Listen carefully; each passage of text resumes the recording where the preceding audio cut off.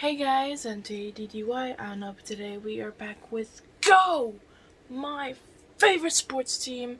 Today we have another guest star, Samantha Tan, and the title of the episode is Four Wheels, Two Doors, and a Race Car. No, and a race car. A race car driver featuring Samantha Tan. I was trying to reread it because in my head it makes no sense. But yeah, we're gonna watch that today. So I'm guessing Samantha is a race car driver, just based on that that title alone. And I'm gonna still do Jedi Survivor and try to complete it. And I actually ran into a bug, so I'm trying to get to the Boba Fett fight. But for some reason, the bounty hunter chick won't give me any bounties to hunt. And I keep restarting my thing over and over and over again, but it doesn't work. So I gotta wait until they patch the bug and update it so I can update it and it be fixed. But for now, I'm doing side missions, collecting the little trinkets here and there, and stuff like that. So yeah, let's go into it. Four wheels, two doors, and a race car driver featuring Samantha Tan. Let's do this.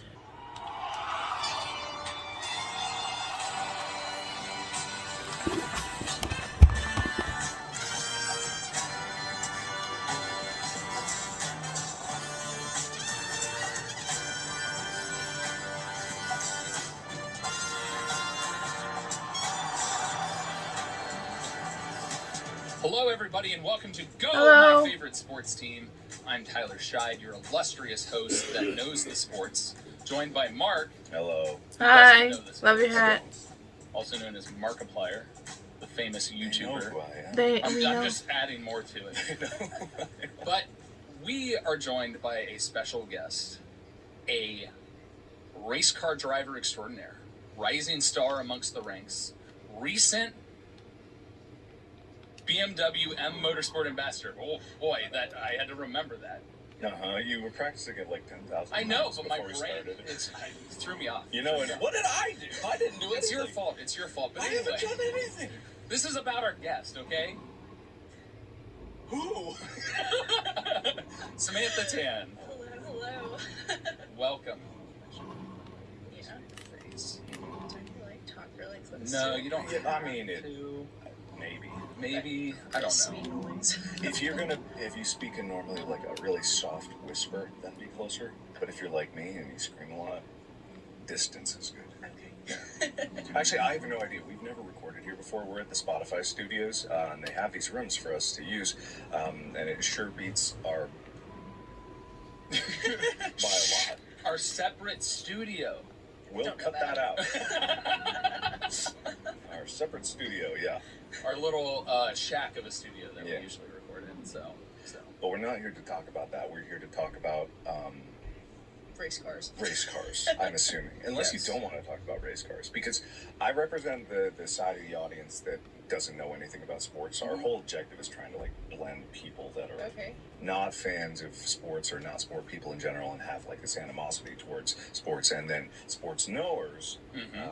We're just a bunch of big dumb jocks. Who then attack me if I make the smallest little mistake, like talking about hockey not enough in depth. Well, everyone attacks you no matter what on the internet because it's the internet and It's everyone's true. going to be mean no matter what. I mean, we've just experienced facts. that. Have you experienced that at all? Yes, lots, tons. Would you consider yourself an internet personality now? I don't know. People call me like an influencer, but I still like don't feel like I hate that I term. hate the term influencer.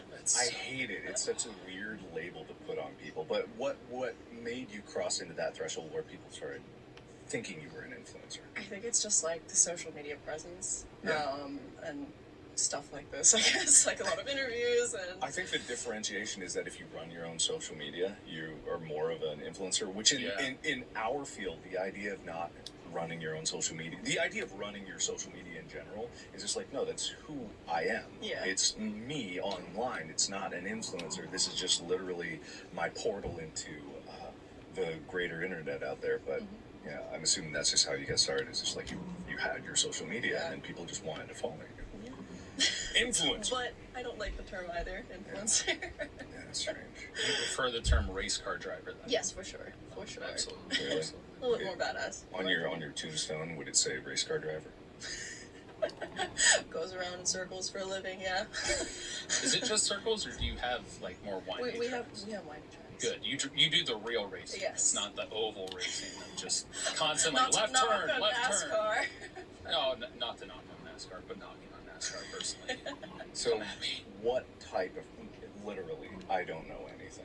And that's not a joke. I don't know anything Anything about, at all? about I sports sent him a sheet. specifically. In fairness. And I didn't read it. Yes. Very busy. But at the same time, what type of racing do you do? So I'm in sports car racing specifically. So there's F1, there's NASCAR, and then there's sports car racing. You say obviously. I do not know this. In all fairness, I know sport, and I don't know all the classifications underneath race car driving. So even when I was looking through your resume of racing, I was like, how do I classify this? What is this? I know it's like a lot of it is endurance, but at the same time, what's the class of car? Yeah, no, it can get really confusing. There's a lot of different classes. Like you have all the different sports car classes from touring car all the way up to GT3, and then you even have like driver classifications. Like I don't know if you watch the racing, but there's like Pro-Am, Pro classes, Am classes. It's pretty overwhelming. For sure. Yeah. Why? See, this is why I did just the motorsports primer and not like each individual one, because there's so many diverse categories. How many? So many. Oh, that's not enough. All the categories. Okay, so do you have to specialize in one, or can you hop between the You can different hop. ones? You can hop through all of them. That's how I started. I started like right at the bottom in touring car. I thought go-karts was the bottom. Well, that's- yeah, that's how most drivers get their start. But I didn't Really? get into go-karts actually. Yeah, most Oh. drivers they'll start when they're like 4 years old. They're like this tall. That's what he always talks about. We have this running bit where he puts baby version of me because Yeah. we assume that if you want to go to the Olympics, you have to start when you're 4. And it's like, when I was 4, I was not in a go-kart. I was banging sticks on rocks by the creek bed, as far as I know. I don't even really remember falling downstairs. You were just practicing for the Scottish Games. What? Yeah, you're just banging on rocks using sticks. Is that what they do? Is that a real thing? Do you know anything about the Scottish Games? I've never heard of this. All right, good. Yeah, we're on the same page here. Don't quiz me. See, I'm not he Scottish. sometimes makes me feel like an idiot on the show, but it's like, I don't Same think. position. Yeah, I don't think I'm an idiot. I think he just knows way more niche things than I do. But my general basic knowledge is actually adequate, and I shouldn't feel inferior. So we're on the same page here. There's a reason I'm the master of balls and hole is Mark. They don't know what that term is. That makes you seem like a pervert. Well, that was kind of the... Anyway, Yeah, back all right. to racing. What is your category of racing? So I'm in GT3, which is the top class in sports car racing. I race in Pro-Am, which is a driver categorization.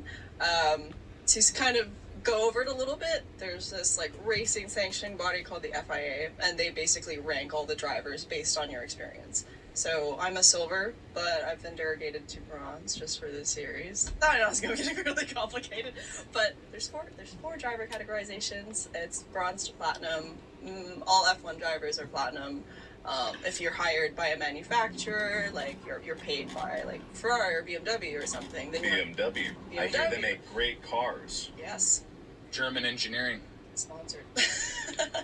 Well, we don't know. Wait, yeah, we're not We're not sponsored. Unless. Unless, Unless hey, BMW would like to, Less. you know, sponsor. I am in the market for a car, so... You could buy a car at any time.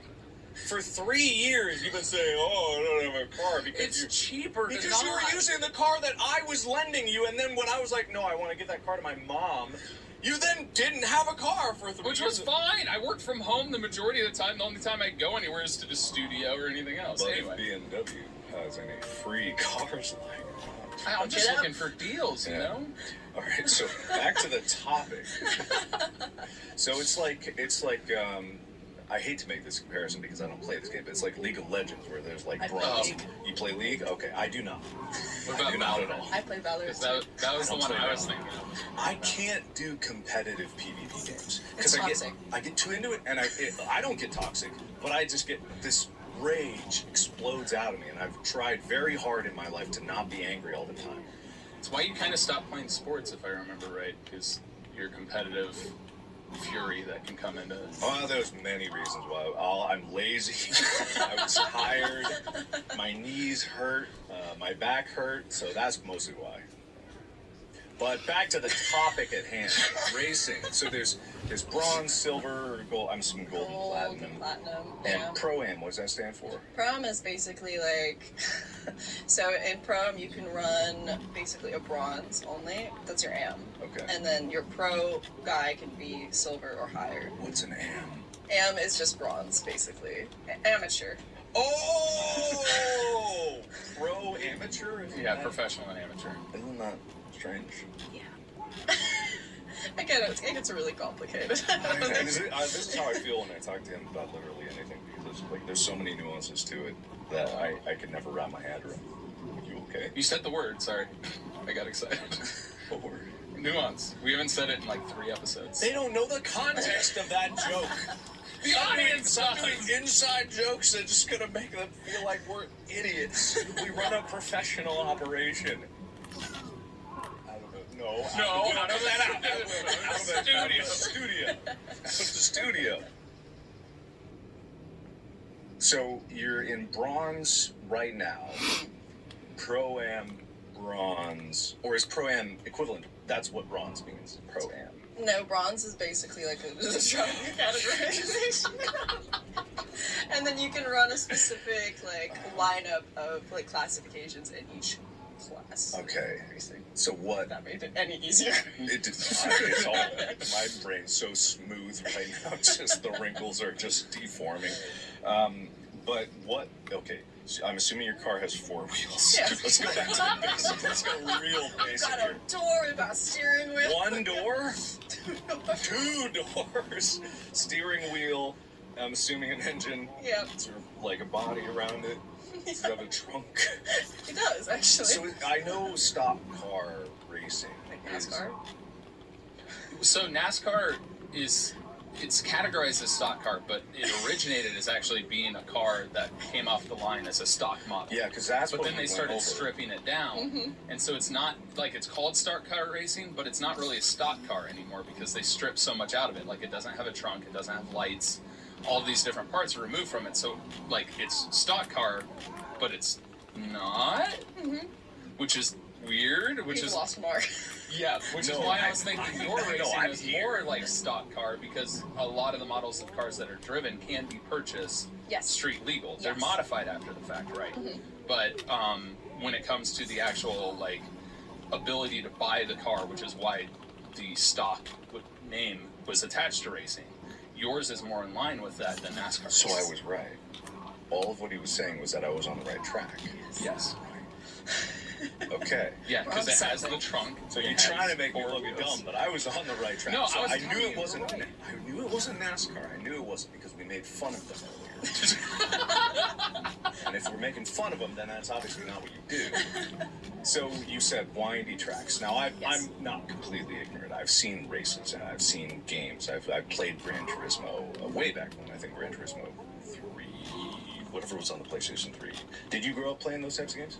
I did not, actually. I did the real thing. Oh.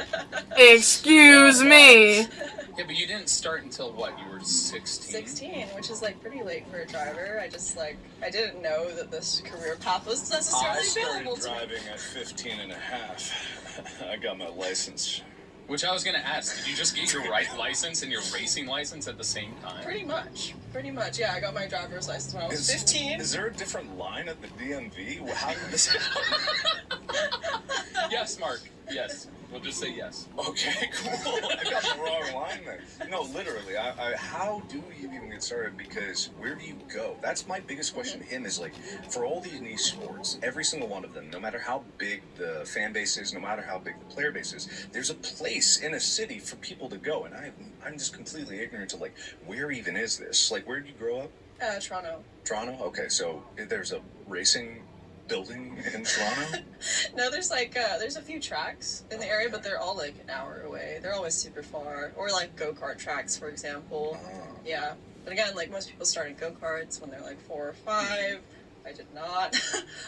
What got me into racing was really like my dad put me in these like performance driving schools because like Canadian winters are terrible, and he wanted me to learn car control. And he was like, I want you to be safe on the road, right? Oh. And then at the end of one program, I got to sit in a race car, and I got taken on a hot lap with a pro driver, and just like all the G-forces and the braking, like had the biggest smile on my face. And like as soon as I got out of the car, I was like, I want to be a race car driver too. That's crazy. I was 14 at the time.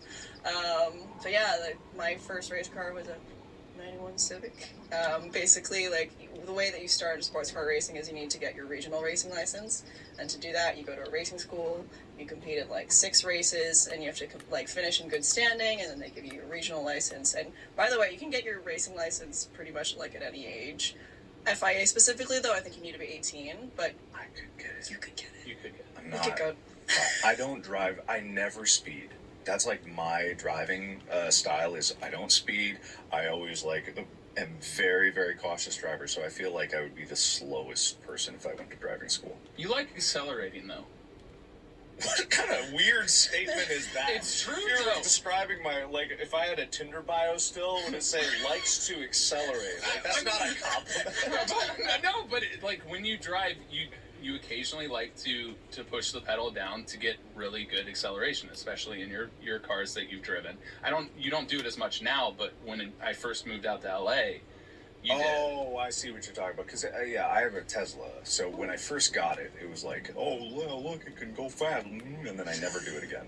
It's like I get people in the car once. I do the trick where I turn on the autopilot and then I turn around and look at everyone, which now I realize was an incredibly stupid thing to do because the software back then was way worse than it is now. And even now, it's not 100% good. Long story short, I'm still a very cautious driver. But occasionally I go fast. I mean, I'm terrified of people on the roads, the public roads. Yeah, I was gonna ask you because you drive professionally. Being on the track with people that do it professionally is safer to you. Yes, Significantly. much. And like, obviously, there's medical teams like stationed all around the track. You've got your corner workers and everything. Like, it's such a safe environment, like for you to just send it. But public roads, like, I feel like nobody knows what they're doing out there. Wow. Yeah. How judgmental are you on the road? Being a professional, you're just driving through it and everybody's like, oh, that's not how you pass somebody. I'll show you how to pass somebody. Literally on the way here, being like, what are you doing? Like, why? Oh, yeah. No, I recently got back from Austin. I feel like Austin drivers are intentionally trying to cause accidents because there's also the problem with people on scooters going all the way around the city because I don't like scooters at all, but I also commute occasionally on my e-bike, and it's like I like the idea of bike lanes, but people when they hop on these scooters that can go 40 miles an hour, they just like will fly through an intersection. There was one guy at 10 p.m. who was doing donuts just in a normal intersection, and then a bunch of other scooter guys were like, "That looks like fun," and then they hopped on there. Some people got their phone out, got one of the scooters, rented it, and then started doing donuts, just like spinning in circles in the middle of this intersection. I'm sitting there like, why? They started a scooter gang. They're gonna get their Pokemon cards with them, their Pokeballs, and just Scooty-Doo over it to a gym. Throw Pokeballs at people working out. Pokemon's not real, man. Yeah, but some people believe it. I just thought. There's Pokemon Go now. I Yeah. mean, That came out like, what, 6 years ago? Do you still play Pokemon Go? Yeah, no, I didn't think so. I don't either. Yeah. I don't know. Our friend Pam, she has like on her phone and another phone and then 3 like wearables that she's hacked into have 5 separate Pokemon Go accounts just so she can get better chances of getting things. no way. It's kind of an upset. I don't mean to call Pam out like this like, on the show, but it is a bit of an obsession. There is one thing, and I promise we'll get back to you, but I like talking about me. There's one thing that I did try that was my first foray into more of an extreme motorized, not a sport. Have you ever ridden an electric unicycle?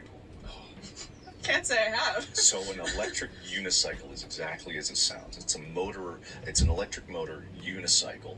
It is incredibly difficult to ride, but there are some units that can go up to 70 miles an hour. Literally. And they've got like full suspension in them. They're one of the most efficient like from a perspective of energy consumption, they're one of the most efficient electrical vehicles to travel on, but they are unbelievably dangerous. They're like so horrendously dangerous. You have to wear your full body armor, full like helmet. You might as well just wear a motorcycle helmet when you're doing that. It's just like, and I'm not good at it, but I'm slowly learning. How hard is it to balance? Unbelievable. I've never ridden a unicycle before, but I hear it's nothing like that. Like, it's just like, it's this just bizarre thing, because I have a bunch of friends over at Corridor Digital, and they all have the one wheel. Have you heard of the one wheel? Man. I'm a 4-wheel girl. Fine. Yeah, whatever. But the one wheel is like it's not an electric unicycle, but it has one wheel, and it's more like I've heard it equated to snowboarding on land. And they really like that. It's a lot easier to balance. And I looked at them and I was like, oh, that looks really fun. Hey, there's this harder thing to do. I'll try that. And all of them were like, you're fucking nuts for trying this. Like, none of them have done it. I still haven't done it. But I do get an appreciation for once you get something like that, and it's exciting and it's fun, and then you just want to do it more. And I imagine sometime down the road there's going to be electric unicycle racing leagues or something like that. And it's horribly dangerous, because I know motocross is a thing, and It already exists. Oh, it does. I was about to say, you heard it here first. anyway, so Pretty much, if you think of it, I bet you it already exists. oh, that's so harsh, man. No, I'm not saying it directly to you. I mean, like, I have original thoughts, I I'm not. swear. That's not what I'm trying to say. I'm saying that if somebody thinks of it, somebody else has probably thought of it and already started it. Especially when it comes to sport, because sport gets jumped on so quick when an idea comes out. Because like pickleball just came out like a few years ago, and all of a sudden it's blown up to be a massive national thing, an international thing. And that originated from two people being up in Seattle going on a vacation and literally using their dog's ball with paddles. Their dog's name was Pickle, hence why it's called pickleball. Oh. See, that's what I do on this podcast all the time. I'm like, wow, that's interesting, and then I forget it. It just goes away. Yeah. It's And like it's gone. disappears into the night. Yeah. But you were mentioning, like, in the classification of driving with the Pro-Am, you were talking about the two different classifications of drivers. Is that like when you have two drivers running in the same, like, 12-hour run car? Yeah. So, for example, like in endurance racing, ranges from like 4 hours all the way up to 24 hours. In a 24-hour race, you'll probably have like 3 to 5 drivers in the car. And then, so you basically, based on your driver classification, that's what class you run in during the race. So, Yeah. Well, yeah, it does, but also it doesn't. Is it? How So- big is the car? how big is the car? 5 people in the car? No. You said it's a 2-door.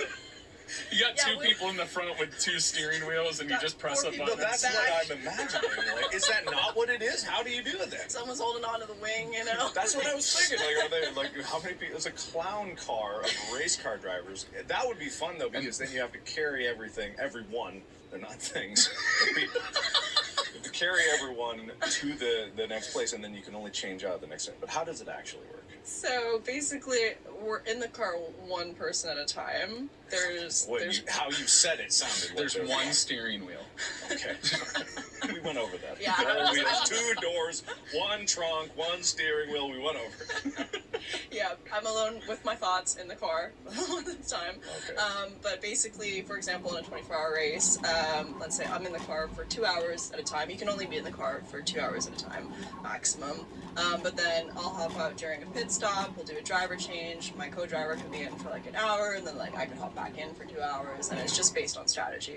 But we're basically hopping in and out. The car runs the full 24 hours, but the drivers don't. Yeah. I think we would be delirious. Yeah, I'd imagine. Is Le Mans on your circuit? I'm planning to do that hopefully next year. That's exciting. I'm going to watch this year. It's the 100th year anniversary, so I'm just going to go check it out. But it's basically the most prestigious endurance race in the world, and that's basically like my ultimate goal. I don't know if you've watched Ford versus Ferrari. I have not. I told him about it on the Motorsports Primer, but he probably forgot. It's like, and it's No. gone. So, Le Mans. Le Mans. Le Mans. Le Mans. What is that like? The bicycle one? What's it? No, it is not the Tour de France. Yeah, but for cars. No. It's a 24-hour endurance race. Isn't that what the Tour de France is? No, the Tour de France is multiple days. Okay. And multiple different tracks. Le Mans is one track, 24 hours. This is actually a serious question. How do you consider yourself when it comes to an athlete, right? Because we recently had a big debate about professional wrestling. And he was saying that they weren't athletes. No. I said they are athletes. I said it's not a sport. He was being very, very selective about his definitions here. Ooh. So when it comes down to a race car driver, I know that it takes a lot more than people think. I've seen videos of people doing like neck training to try to resist the G-forces, and I understand that being in a car, and I watched that Mythbusters episode about NASCAR or the stock car racing, and like do you Power have steering? Is that what you're talking about? Power steering? Yeah, power steering, and then like hydraulic brakes like were ripped out for weight considerations. Is that the same for your cars that you drive? It's similar. Well, in my car, we do have power steering, and there is a brake assist, a little bit. But in a brake zone, I'm basically pushing like 90 pounds of pressure into the brake pedal, and it can reach up to temperatures of like 130 degrees in the cockpit if it's like hot outside, wise.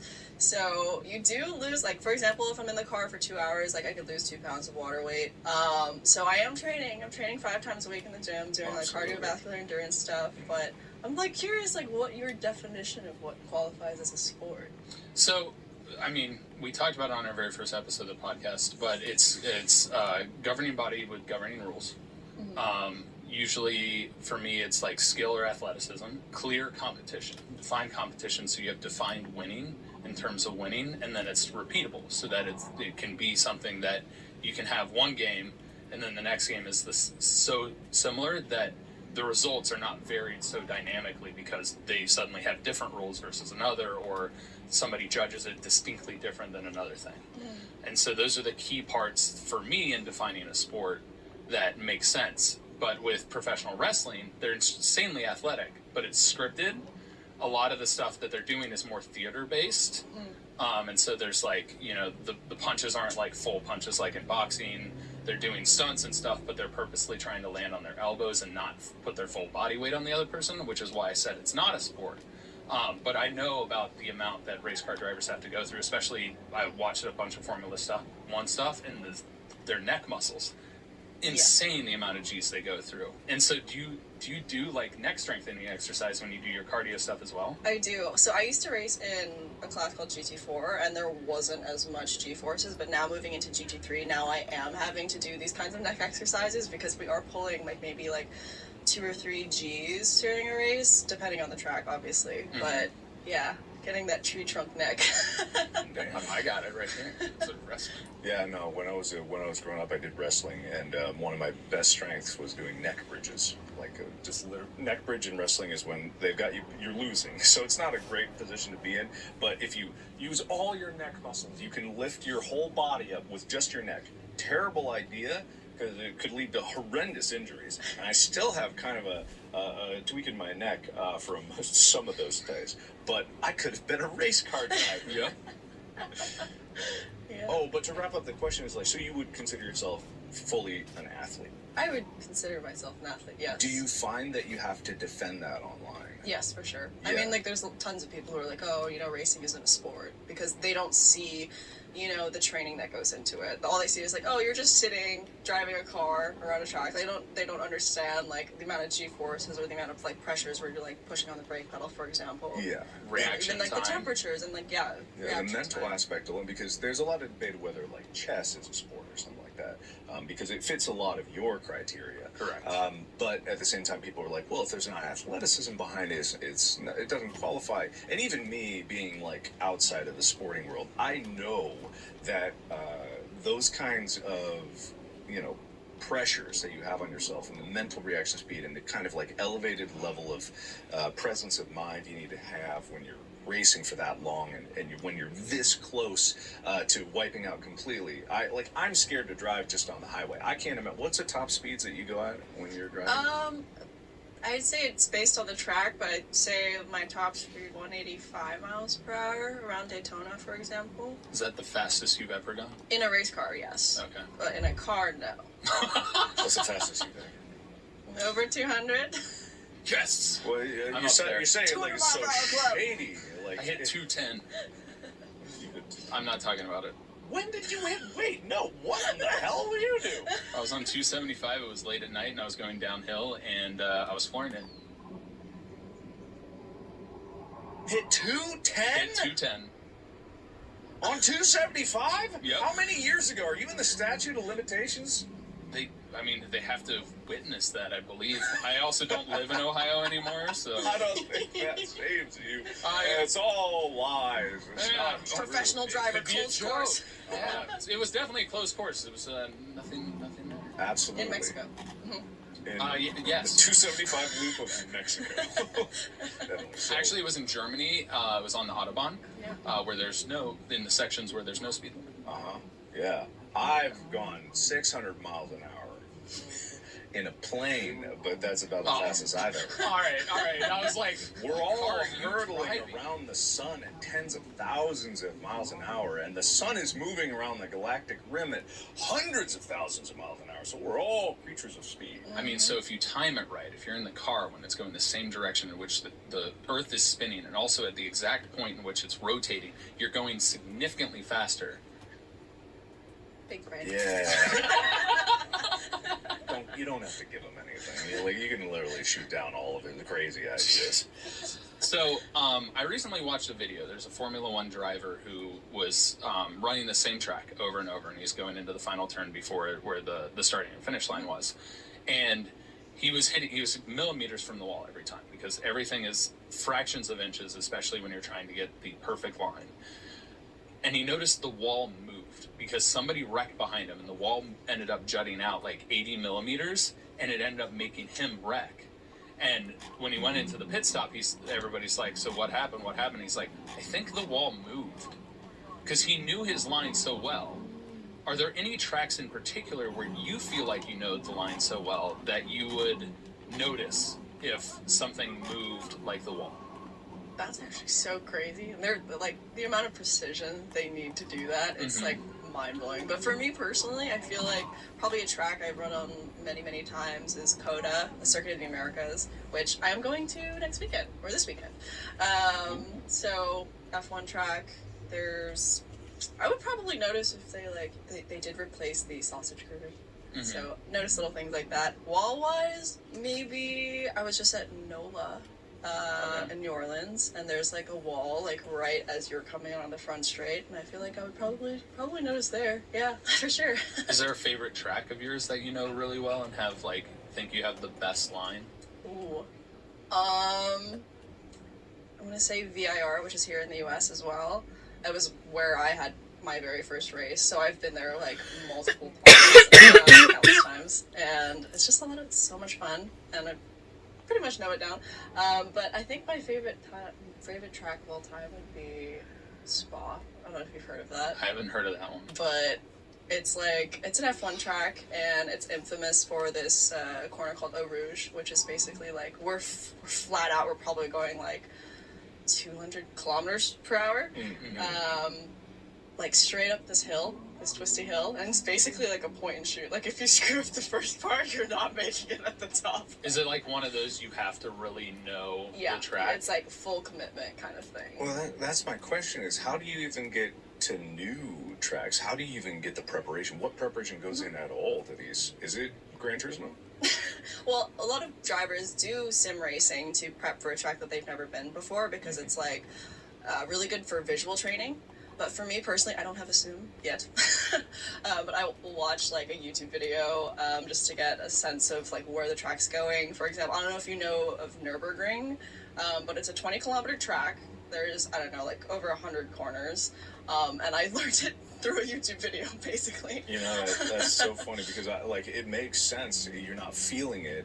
I mean, I guess in a sim, you're not really feeling the G's. But me and my girlfriend sometimes watch this video where it's just someone driving from Seoul to Busan in Korea, and it's such a relaxing drive. But I've watched it so many times now. I feel like I know that drive really well, and my family has taken me on that drive before, but it's just like kind of a weird familiar thing of using YouTube as a learning resource in ways that people never could imagine, because there's like car repair tutorials. I didn't know that there would be race car track tutorials on these websites. Also, to correct you, proper sims nowadays can simulate the G's. Yeah, there's like motion, but I literally don't think it can compare. Not to the same extreme. Not to the same Excuse extent. you. I just used a motion control rig on my latest project. I think I know a little bit more about motion sims than you do, pal. And they can do some G's, but this one capped out at half a G. Excuse you.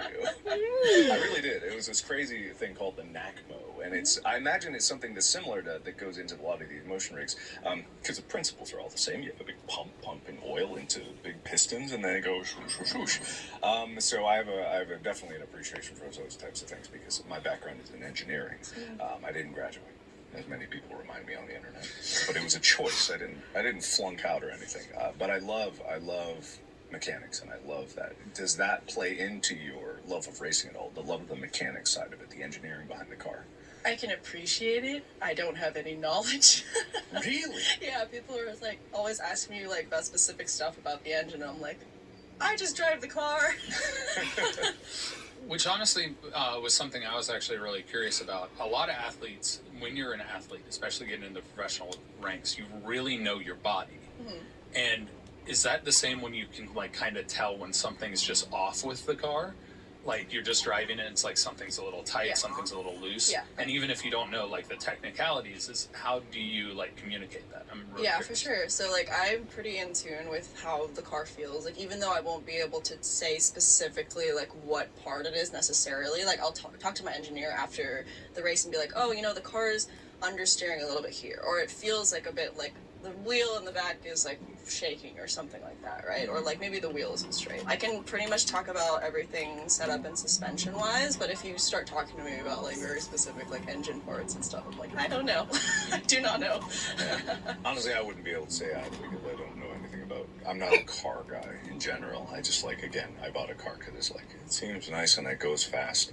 But it's like down to that like intuitive knowledge. It's a lot of athletes that we talk about in sports. They train to such a level that they do have this like unconscious understanding of what is going on with the sport. And it's like when you learn your first language, you don't know why you say words the way you do. It's just unconscious. You're taught grammar later. So it's like you don't know the grammar of the car, but you know the car and how to use it perfectly. And I think like honestly, I think that might be a bit of an advantage, because you would, and again, I'm not a racer, so I'm just speaking wild conjecture here, but it allows you to like bypass the overthinking of things. Like when something's wrong, you can feel it, and that's how like I like to make content is based on a feeling. I didn't go to film school, I didn't take writing classes, but I know when it feels right and when it feels wrong. And sometimes something feeling wrong could be a much deeper understanding of something than someone who went to school for it. Then again, there's always someone who went to school for it that's going to lecture me about what I know, and that's fine. They can have their opinions. I don't really care. Oh, it's funny that you bring out the overthinking part, because like literally at the end of a 24-hour race and you feel like a little vibration somewhere and you start like overthinking about it, like, oh my god, is the car gonna break, or maybe the part's like not good. But yeah, definitely I feel like it could be an advantage for sure. I have that when I'm on my bike and I recently wiped out on my bike, but it was because it was raining. And this lady was walking her dog, and I was like trying to avoid it, and the road was inclined, and I slipped. But I always think, and I know the principles behind it, I know the metal's strong enough, but I think anytime I go up over 20 miles an hour on my bicycle, I think it's just going to break in half, and I'm just going to like fly apart. Like everything is going to go on the road. And there's no logic behind it, but that's just what I feel. It's actually really funny that you say that, because that's me with rock climbing. I feel more comfortable without safety gear than with it, because I trust myself. That's not the point I was making. I know, but I'm getting to it. It's I fear the stuff breaking and falling apart. Oh. So that to me, it's like move it out of my way and have it not be there instead, and it's just me, as opposed to having it there because I don't trust the it. The equivalent here is you would be worried about the wall falling apart as opposed to the safety equipment. I mean, that does happen. Does it? Don't tell me that. Well, not. I mean, nature is unpredictable, but also the fact that sometimes the handholds aren't secured properly. They get loose as people climb, but most places check them all the time. I've definitely had holds spin on me when I was using them, but we won't get into them. Anyway. That's terrifying. That's terrifying. It's fine. You usually have other holds if you're smart. Anyway, back to racing, I think. So I was just thrown off so hard. I have no idea what we were even talking about. Have you had any close calls? Have you ever crashed? Oh yes, I feel like crashing is part of the sport. It's part about like if you don't crash, you're not going fast enough. Are you sure? I haven't crashed. Go faster. There's a balance for sure. One of my biggest crashes was in 2017. I was at a track called Road America, and there's this very infamous corner called the Kink. It basically leads onto the back straight, but everybody tells you though you can go flat through there. So I tried it, and understeered into the grass a little bit, and then like tried to bring it back onto the track, and my front right wheel basically got more grip, and then it just like swung me into the wall at 100 miles per hour. Walked out. I was fine. Sprained my ankle, but totally my own fault because I kept my foot on the brake pedal. You know, fight or flight response. Yeah. But you're supposed to pull your arms and your legs in before you have impact. But anyway, walked out completely fine. Like tucked into a ball? Basically like this. Yeah. It's almost like tucking and rolling, except you don't pull your knees up. That's fascinating. I never would have thought of that. Yeah, you don't want your feet to get caught in the pedals. You don't want your hands to get caught in the wheel. Like, it's easy to break your wrist. Yeah. In your classification of racing, are you required the full visor face guard? Mm-hmm. Okay. So I wear like 3 layers of fireproof clothing, and then I have like my helmet, and I have this device called a Hans. It's like full carbon fiber, basically like protects my neck and my spine. Mm-hmm. It'll break my collarbones if an impact, if it's gonna danger this area, but it's all very safe now. That saves your life, but your collarbones will suffer. Yeah. Well, collarbones can be repaired, I think. I don't know. Can they? I don't know. I haven't.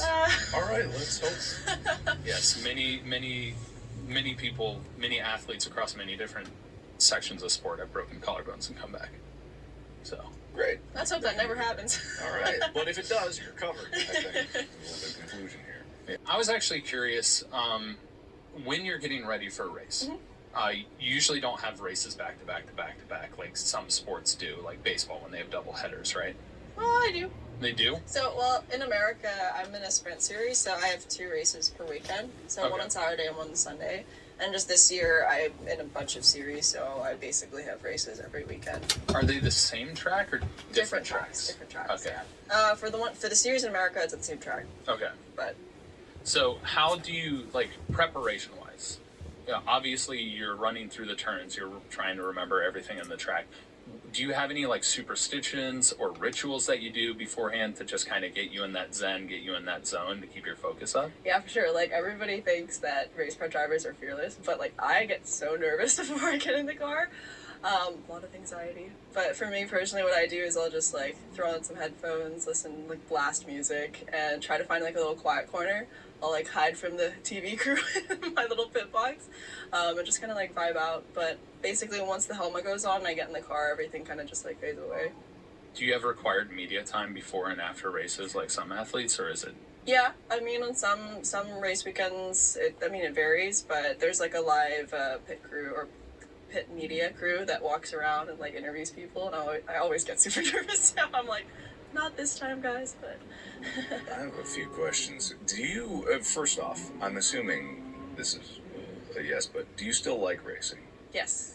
Even if you're coming into the professional world, I always wonder when you start to get to a certain level, and then I imagine there's politics in racing. Mm-hmm. I imagine there's favoritism. I imagine there's there might be prejudice. There might be sexism. There might be all these different factors that would detract from the original purpose of just wanting to race. Do you still, with all that aside, do you still enjoy the process, the entire process, or are there parts of it that are really just a drain? Yeah, I mean, I feel like as in, with every sport, there's a lot of pressures, right? And there definitely have been some times where I'm just like, oh my god, like this is a bit much. Like, what if I just give up?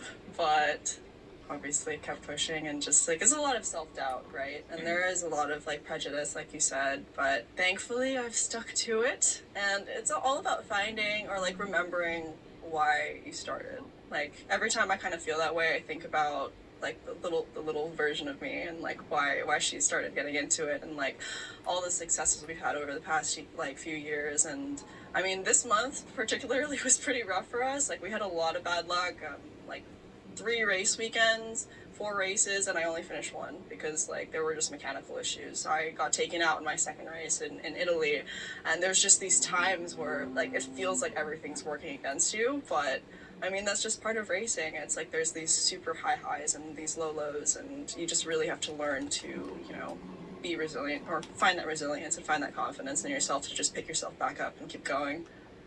Do you feel like as a professional athlete, there's an extra layer of spotlight on you to be somebody who's a positive role model or somebody that inspires future generations to take up the mantle and then also become race car drivers? Yeah, for sure. I mean, like specifically even like as a woman in motorsport, there's so few of us. Like I was just telling somebody in Italy, there was like, we were at our drivers meeting, there were 160 drivers and only 5 of us were women. So it's like a very big majority male dominated sport.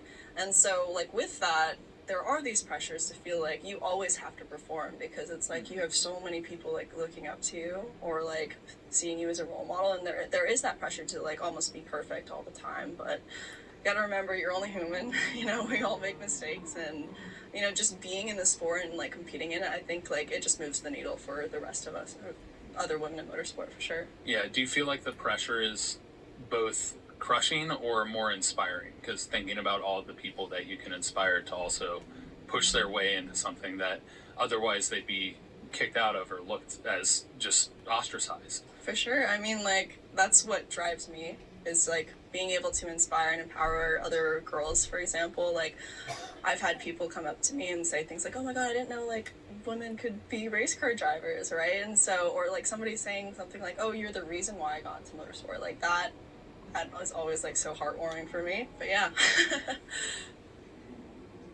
Well, why are you both looking at me I like just- that? asked a few I was questions. admiring. It was beautiful. No, it's fine. I'm inspired. So we have one more question because it's the title of the podcast. Uh-huh. You have your own racing team that you're a co-owner of, so obviously that's going to be your favorite team.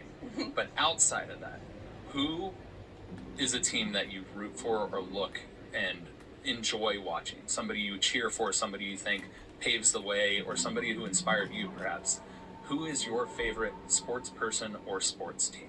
Ooh, I have a few. Okay. Specifically in sports car racing, there's this team called the Iron Dames. Okay. It's an all-female team. They race both in Europe and the US, but they've been absolutely killing it recently, and it's just been awesome to see their progress, and it's very inspiring for me, especially as a woman in sports car racing. And then on the F1 side, I did get the opportunity to meet Max and Checo from Red Bull Racing last year. They were awesome, and they've been killing it in F1 as well. So Yeah. I'm always rooting for them, and Charles Leclerc from Ferrari because I'm a big Ferrari fan. So Nice. That's awesome. If there was something that you could say to people out there, because I've learned so much today just in like the fact that there are racing schools that you can go to. I did not know that, but it makes complete sense. If you could say something to people out there who, not as obviously you're already doing it and you're inspiring people. I'm talking about people that are not fans of sports. Why should people watch racing in general? Because I think there's a lot of people out there, and it's unfair. It's like they only know racing as NASCAR, and they're like, just turn left. It's like, what could you say to people to kind of convince them to give it a shot? Like, watch something, where they can watch something, what they can watch, how they can watch it, and why they should appreciate it. yeah, I feel like a lot of sports car racing specifically, we've been growing a lot on like streaming platforms like YouTube, for example. And why should you watch it? I feel like there's so many interesting personalities in the sports car paddock. I mean, there's so many really cool stories of people who've like, you know, grown up through touring car, for example, like myself, or people who, you know, came from nothing and have been just building their brand. I think it's like super inspiring to see like so many people in the paddock, like a lot of my friends. But overall, lost my train of thought a little bit there. But no, that's perfect. yeah, again, I think like racing is just super interesting. I mean, if you want to get into it, I think Drive to Survive on Netflix is like your entryway. It's like the gateway drug. Drive to Survive. I gotta look that up. Into racing, for example. But yeah. Drive to Survive. All right. Well, last thing, if you want to shout out anything, maybe your sponsors, or just tell people where they can find you, where they can follow you, how they can, if they're interested in this, we want to highlight you more than anything. So here's your chance to showcase and talk about what you do and what all places people can find you. Yeah, I mean, we talked a little bit about it at the beginning, but shout out to BMW for being such a big sponsor of mine and such a great support over the years. Motul, as well as my team, like everybody on my team, thank you all for supporting me throughout the years. You can find us on Instagram, Facebook, Twitter, Snapchat, you name it. We're on literally everything. Samantha Tan Racing, as well as Samantha Tan. So. And then how about something completely non-racing related? Mm-hmm. What do you like to do when you're not racing? Just like spare time, hobby, it could be nothing. Sit around get angry at League of Legends. I feel like there's no other way to play League of Legends than angry. That's why I can't do it. Oh, that's so funny because at first, like, how do you relax? And I'm like, I play League, which is like so toxic and not good for my mental sanity, but. Do you play any other games that are more relaxing? Genshin Impact. Okay. Which I think that's like my cozy game for sure, but I'm definitely on League and Valorant a lot. There. Do you stream? I used to, not so much anymore, but we do have our own sim racing and esports team. So you can find us on Twitch at Samantha Tan Racing. We do stream like sim racing, as well as we do have a camera in my car, so you can actually like sit passenger with me during a race. Whoa! Was that live stream? Yeah, it's live stream. Oh my god. Well, that's cool. Why didn't you mention that? Yeah, I'm like, wait. The whole thing of like getting people interested, I'm like, I want to watch that. How do I watch that? Yeah, we have so much going on. I almost forgot about it. But yeah, you can sit passenger with me. So How? catch us on Twitch. On Twitch, okay. Twitch Cool. Samantha Tan Racing? Yes. That's awesome. I want to see that. I imagine it's the same category of people that drive like Euro Truck Simulator for like 10 hours, but I'm going to skip past them and then I'm going to find that one. Yeah. That's awesome. Well, thank you so much for coming on the podcast. It has been great chatting with you. It's been eye-opening experience even for me as somebody who like looks at the race car driving like section of sport and just knows so little. It was phenomenal. I'm so excited, and I'm definitely going to check out your races from now on. I'm excited about it. Mark, anything you want to say? I learned that your car has 2 doors, 4 wheels, 1 steering wheel, and there's 5 people stuffed in the trunk. That's what I learned.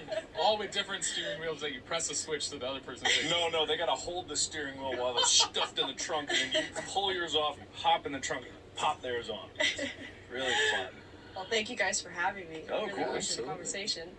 Yeah, you can follow us on socials and stuff, who cares about but more than anything, check out everything that Samantha does. It's incredible. Thank you. And we'll And see roast you. NASCAR. Yeah, roast NASCAR. Yeah, They're check not out really NASCAR. stock cars. And hey, BMW, listen. You should pay Samantha more money. If you do. Maybe we'll do another interview in a BMW. I tried that once. Not to make this last any longer than it was. Not in a BMW. Not in a BMW. So like there's this other, I'll be just a little more. There's this other YouTuber named Captain Sparkles, right? So he's Jordan. a big car guy. Oh, you know Captain Sparkles? Surprise, there's a secret person. We know Jordan. Yes, Jordan. Spent, I won't say what car it is. If you look at the video, you'll find out. But I know. just in case BMW gets mad, because it might or may not be a BMW. But he got was- this car It's a Lambo. that was like a super fancy car. So Oh God, it's a.